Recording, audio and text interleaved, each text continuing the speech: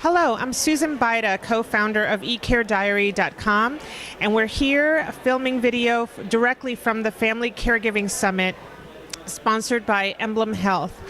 We're here at the New York Academy of Medicine, and we have the distinct pleasure of meeting some of the speakers at this event. One of our speakers is Reverend Eric J. Hall. Thank you for joining us today.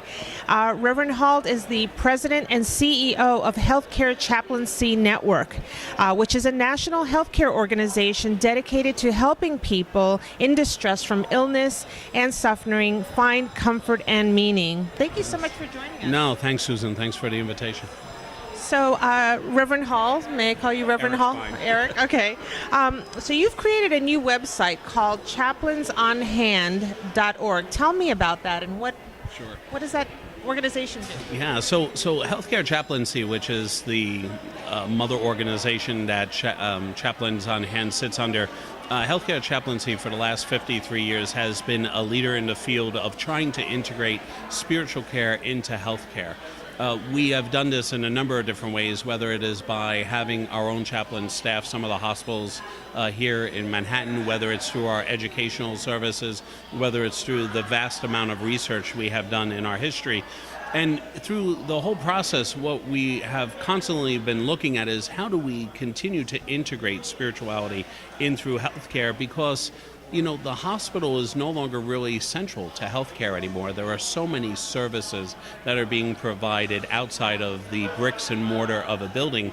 And we just found there was this significant gap. What happens to all those other patients if they're not accessing chaplaincy services because they're not in a hospital? And so what we have created is this chaplainsonhand.org website. And in the last 90 days, we've had 20,000 visitors, and we're really overwhelmed by the response of such a new website to the space. But what we're finding is that folks are coming to us if they're dealing with serious illness, if they're dealing with trauma, if they're dealing with grief. And the website has been designed by our board-certified chaplains, and the challenge has been this. Walk us through the process of what happens when a chaplain enters a hospital room.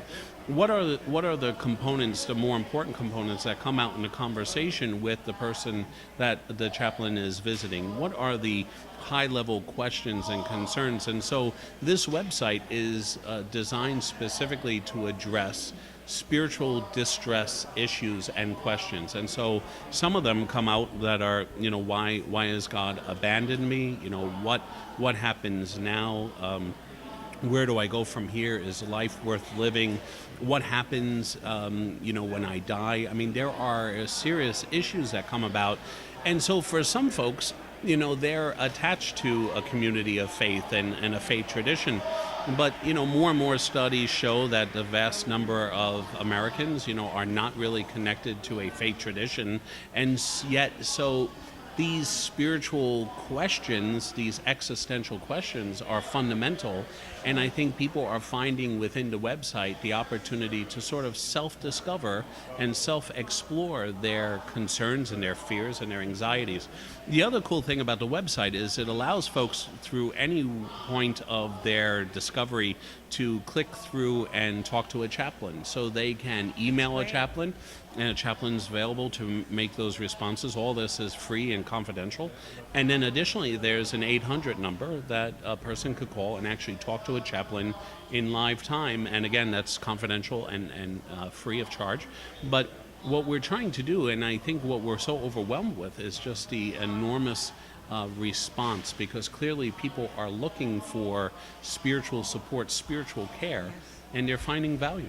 Just curious about, the patients calling, are they patients or are they family caregivers? Yeah, it's actually both. So the website's been designed for both. It's understood that there are people who are going to be themselves sick and ill and experiencing their own loss, but caregivers also would equally be challenged, and so the website's designed for both audiences, and the chaplains are prepared to care for both.